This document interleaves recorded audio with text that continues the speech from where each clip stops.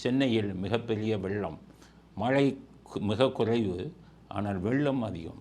அதுதான் இன்றைக்கி சென்னையோட நிலைமை.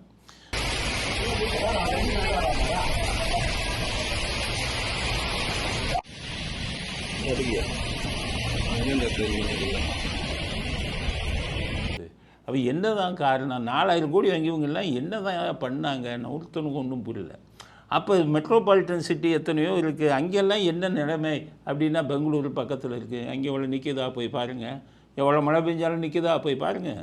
மகாராஷ்டிரா நம்மளை விட மக்கள் நெருக்கம் அதிகம், நம்மளை விட இங்கே இதெல்லாம் அதிகம், மக்கள் தொகை அதிகம், மக்கள் நெருக்கம் அதிகம், பக்கத்துலாம் வீடு, இதெல்லாம் இருந்தும் அங்கே ஒரு பொட்டு தண்ணி நிற்கலையே, இதை விட அதிகம் மழை பெய்யும் போது.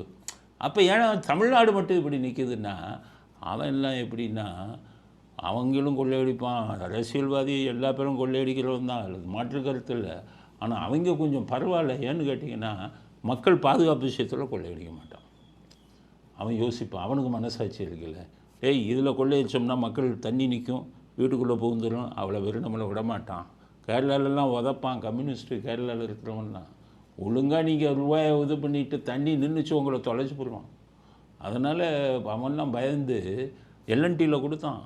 மகாராஷ்டிராவில் சொன்னான், மக்கள் எங்களை உதப்பான், எல்லாம் தண்ணி ஒரு பொட்டு நிற்கக்கூடாது, நீ கேட்குற ரூபாயை கொடுத்துட்றேன், எனக்கு நீ கமிஷன் கூட கொடுக்க வேணாம். 4000 கோடி செலவு பண்ண மக்களுக்கு எனக்கு கமிஷன் வேணாம், இதில் வேணாம் கமிஷன், மக்களுடைய பாதுகாப்பு விஷயம் அப்படின்னு கொடுத்தான். அங்கே பார்த்தீங்கன்னா எவ்வளவு மழை பெஞ்சாலும் இதை விட 3 மடங்கு 4 மடங்கு பெஞ்சாலும் ஒரு சொட்டு தண்ணி நிற்கிறது. கரெக்டாக வடிகால் அமைச்சு என்ஜினியருங்களை வச்சு விஞ்ஞானபூர்வத்தமாக இன்றைக்கி லேட்டஸ்ட்டு டெக்னாலஜி உலகம் முழுவதும் எது இருக்கோ வெள்ள வடிகாலுக்கு அதை பூரா இல்லன்ட்டி பண்ணி க்ளீனாக ஒரு சொட்டு தண்ணி நிற்கலை. காரணம் 4000 கோடியும் அவனுக்கு போச்சு. இங்கே 4000 கோடி மந்திரி பாதி எடுத்துக்கிறாரு, 40%.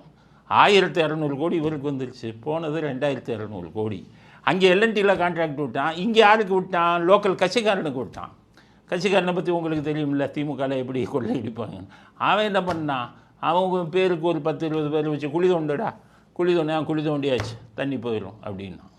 அதனால தான் என்ன ஆயிடுச்சு, என்ன வெள்ளம் முதல்ல இருந்ததை விட கூடுது. ஒழுங்காக அந்த 4000 கோடியை ஒதுக்காமல் விட்டு இருந்தால் முன்னாடி இருந்தோட ஓரளவுக்கு இருந்திருக்கும். உனக்கு 4000 கோடியும் கொடுத்து கட்சிக்காரனை விட்டு தோண்ட விட்டு கணக்கை காமிச்சு போட்டு மறுபடியும் வெள்ளம் வந்துருச்சு.